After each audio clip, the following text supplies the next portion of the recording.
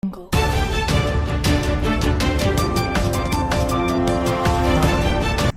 a honor, great honor, to have a friend of mine who's become very friendly over the last number of years. We knew each other before, but Mark is the head of NATO, Mark Rutte, Secretary General of NATO, highly respected by everybody that knows him, but in particular the European countries. They have great reliance on him, and he's done a fantastic job. And we had a tremendous meeting, I guess it's about a month ago, and I think Mark will tell you that it was really perhaps more important the date of November 5th. That was the election day. Maybe that was the most important, because we've made tremendous progress together. And one of the reasons that you're here today is to hear that we are very unhappy, I am, with Russia. But we'll discuss that maybe a different day. But we're very, very unhappy with them, and we're going to be doing very severe tariffs if we don't have a deal in 50 days. Tariffs at about 100%. You'd call them secondary tariffs. You know what that means. But today we're going to talk about something else. And as you know, we've spent $350 billion approximately on this war with Russia and Ukraine, and would like to see it end. It wasn't my war, it was Biden's war. It's not my war. I'm trying to get you out of it. And we want to see it end. And I'm disappointed in President Putin, because I thought we would have had a deal 2 months ago, but it doesn't seem to get there. So based on that, we're going to be doing secondary tariffs if we don't have a deal in 50 days. It's very simple. And they'll be at 100%. And that's the way it is. That can be more simple. It's just the way it is. I hope we don't have to do it. But regardless, we are going to be, we make the greatest military equipment in the world, whether it's missiles. You saw that recently in Iran, the way those planes flew in. They had every single, 14 bombs hit every target. Then you had the helicopters shoot a total of 30 bombs, 30 missiles, and they hit every single, Marco, is that right? Every single piece, every single target. And it was, I guess, on a scale of 0 to 10, they say it was about a 15. That's how successful it was. That's how lethal it was, a word they like to use nowadays. But it was an amazing, well-organized attack that people in this country wanted to do for 24 years. You know, when we had the pilots in last week, they were saying, "Sir, we've been practicing this for 24 years," meaning people, not them, but other people that are a little older now. But they too, and you were the one that let us do it. But we've been practicing it 3 to 4 times a year for 22, 24 years, because they always knew they had to stop Iran from doing what they were doing, which is trying to come up with a nuclear weapon, a nuclear bomb. And we did it very successfully. And we make the best equipment, the best missiles, the best of everything. The European nations know that. And we've made a deal today, and I'm going to have Mark speak about it, but we've made a deal today where we are going to be sending them weapons, and they're going to be paying for them. The United States will not be having any payment made. We're not buying it, but we will manufacture it, and they're going to be paying for it. Our last meeting of a month ago was very successful in that they agreed to 5%, which is more than $1 trillion a year, so they have a lot of money. And these are wealthy nations. They have a lot of money, and they want to do it. They feel very strongly about it, and we feel strongly about it, too. But we're in for a lot of money, and we don't want to do anymore. And we can't. But we make the best, and we're going to be sending the best to NATO, and in some cases to maybe, at Mark's suggestion, if we go to Germany, where they're going to send early on missiles, and they'll be replaced, and NATO's going to take care of it. It's going to be coordinated by NATO, and they're going to work very much with Matt Whitaker, who's right here, who's a great ambassador, and Matt's going to be coordinating. You better do a good job, Matt. I will. But Matt's going to coordinate. He's a very talented guy. He's going to coordinate everything. So in a nutshell, we're going to make top-of-the-line weapons, and they'll be sent to NATO.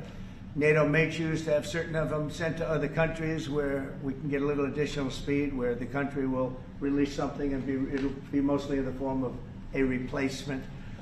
And I'd like to have Mark, and again, just a highly respected, pretty young guy for having had the career that he's had, because he had an amazing career before going to NATO. So and we spent a lot of time together over the last couple of months.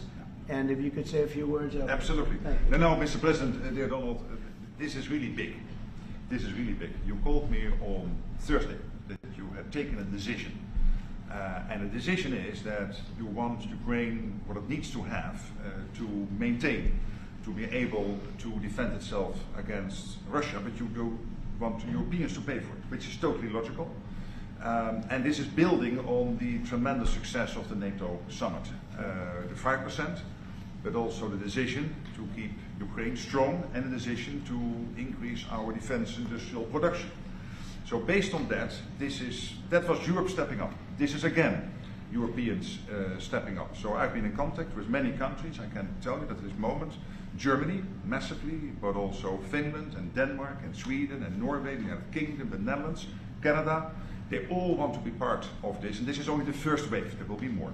So what we will do is work through the NATO systems to make sure that we know what Ukrainians need, so that we can make packages. Of course, in a way, we discussed it this morning with Pete Hegseth at the Pentagon, in a way that, of course, the US will put on its stockpiles necessary to defend this country. That's absolutely clear.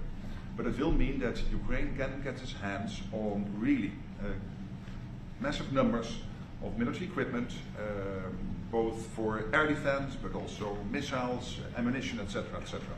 So if I was Vladimir Putin today and hear you speaking about what you were planning to do in 50 days and this announcement, I would reconsider whether I should not take negotiations about Ukraine more seriously than I was doing at the moment, if I was Vladimir Putin.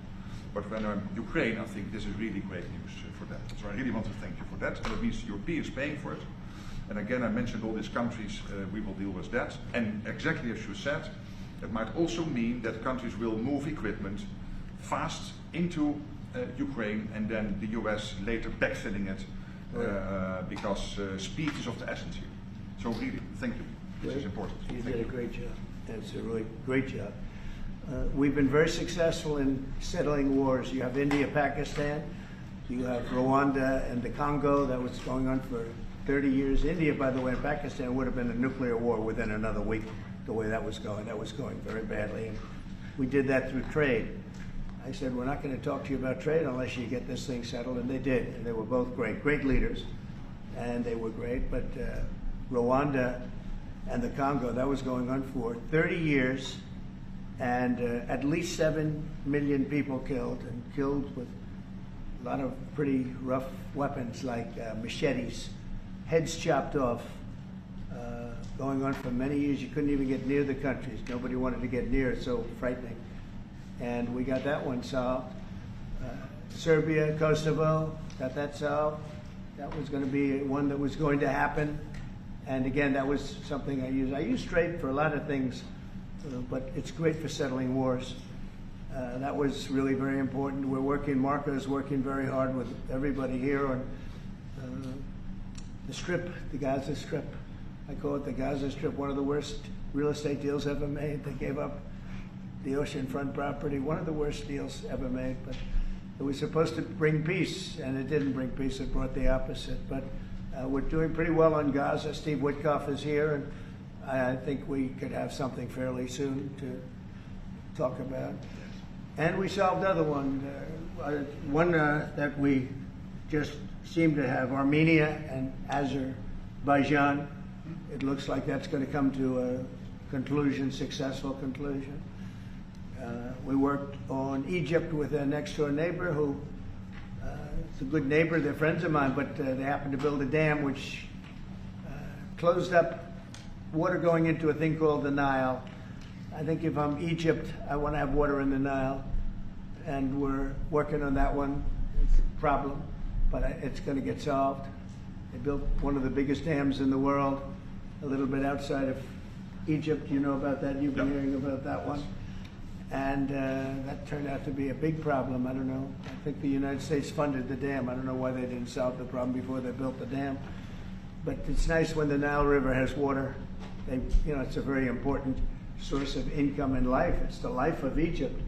And to take that away is pretty incredible. But we think we're going to have that solved very quickly. So we do good. The only one we haven't been able to get to yet is Russia. And I'm not happy. And I will tell you that Ukraine wants to do something. Again, it's a war that should have never started. If I were president, it never would have happened. I used to speak to President Putin about it a lot. It was the apple of his eye. But once I saw what was going on, I said, you know, they're gonna have a war here. I was outside, election was rigged, and I was outside looking in, and I said, you know, that thing's gonna be a war. Couldn't believe it, because what Biden said was the exact opposite of what should have been said. And it started, and it's a real mess. We're losing, I guess they're losing 5,000 or 6,000 people a day. It's actually now more. I was saying 5,000 a day. It's actually more now. Mostly soldiers, but a lot of people in cities and towns that are getting blown up too. It's a horrible war, and it should be stopped. And so if it's not done, if we don't have an agreement in 50 days, that's what we're doing. Secondary tariffs, and they're biting.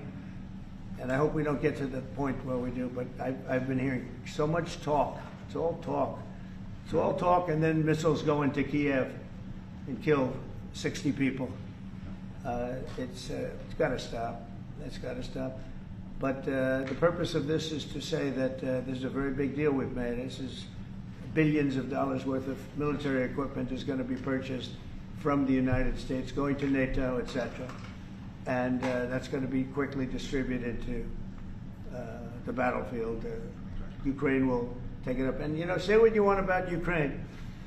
When the war started, they had no chance. And they still would have had no chance if the equipment, they had the best equipment, because we do make the best planes and missiles, and we make the best military equipment in the world by far.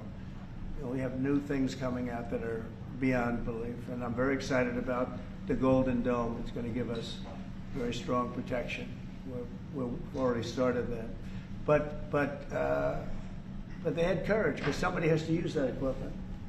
And they fought with tremendous courage, and they continue to fight with tremendous courage. But they don't have, they're losing on equipment, and Russia's really taken a very positive, very strong, I mean, what they've done the last couple of weeks. Without military reasons. So what they are doing is 700 right. drones a day, missiles, bombing cities. This is not because of military goals. It is just creating panic, keeping people out of their sleeps, hitting towns.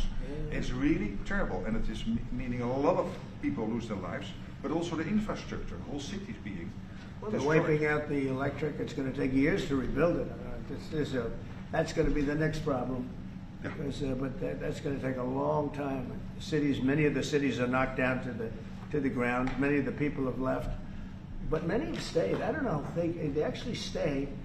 Most have stayed, actually. It's incredible that they stay, and knowing that a missile could be hitting your apartment house, and your apartment house that you're sitting in could collapse on top of you.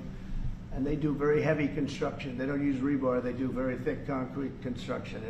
Those are heavy buildings, big buildings and heavy buildings, and they collapse like they're made out of paper. It's unbelievable to see this happening with people, so many people being killed. So we think we're going to make progress, and we hope we're going to make progress. In the meantime, we're going to get you good service on what you need. And we really became friendly with NATO this last meeting. You know, we went from 2% to 5%, which everyone said was not even a possibility. They weren't paying 2%. Many of them were paying much less than 2%. But even those, since you became president, all committed to the 2% before the summit. And now collectively we committed to the 5%.